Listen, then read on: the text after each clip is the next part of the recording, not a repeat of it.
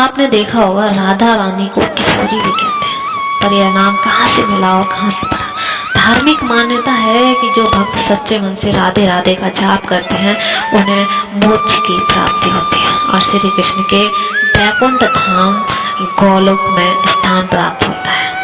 शास्त्रों के अनुसार राधा और श्री कृष्ण एक ही आत्मा के दो रूप थे। श्री कृष्ण और राधा रानी एक दूसरे के बिना अधूरे माने जाते हैं, इसलिए आज भी श्री कृष्ण से जुड़े प्रत्येक कार्य में राधा रानी का नाम सबसे पहले लिया जाता है। राधा रानी को अनेकों नाम से जाना जाता है, जैसे ब्रजभान कुमारी, बरसाने की रानी और किशोरी जी। शास्त्रों के अनुसार राधा रानी धरती लोक पर हमेशा किशोरी रूप में ही रही है।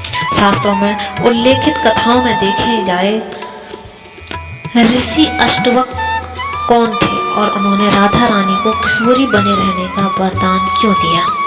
पंडित इंद्रमणि घनश्याल के अनुसार पौराणिक कथाओं में यह वर्णन मिलता है। द्वापर युग में वेदों और शास्त्रों के महान ज्ञाता ऋषि कहोड़ और माता सुजाता के पुत्र का नाम ऋषि अष्टवक्र था।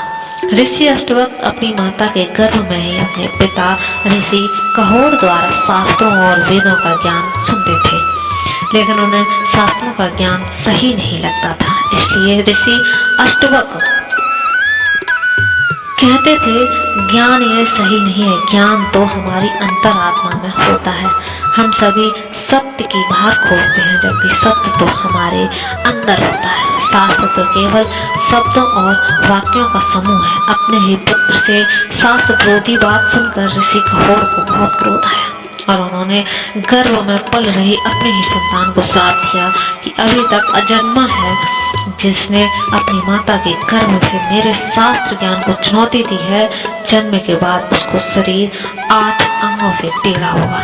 इसी श्राप के कारण ऋषि अष्टवक्र 8 अंगों से टेढ़े थे।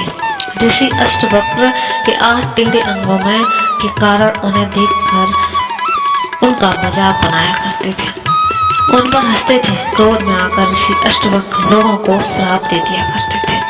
एक बार ऋषि अष्टवक्र बरसाना आए, तभी बरसाने वाली उनके दर्शन करने पहुंचे, जिनमें से कई बरसनवासी ऋषि अष्टवक्र के टेढ़े अंगों को देखकर हंसने लगे। ऋषि अष्टवक्र उन सभी को पत्थर में बदल जाने का श्राप दे दिया।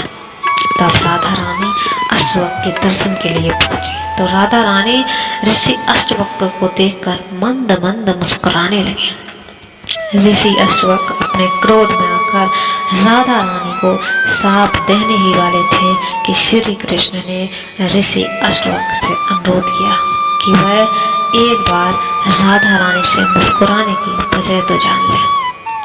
तब राधा रानी ने ऋषि अष्टवक्र से कहा कि वह ऋषि अष्टवक्र के टेढ़े अंगों को देखकर नहीं मुस्कुरा रही, बल्कि आनंद की अनुभूति कर रही हैं, इसलिए मुस्कुरा रही हैं, क्योंकि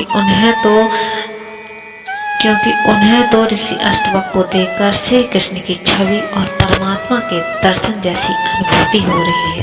इसलिए प्रेम और सम्मान में ऋषि अष्टवक्र को देखकर राधा रानी मुस्कुरा रही है।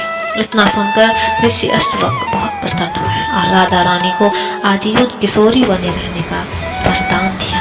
साथ ही अन्य गांव वालों को भी श्राप मुक्त कर दिया। इसी कारण राधा रानी की किशोरी जी कहकर संबोधित किया जाता है। अगर दोस्तों आपको हमारी वीडियो अच्छी लगती है तो लाइक, शेयर एंड सब्सक्राइब।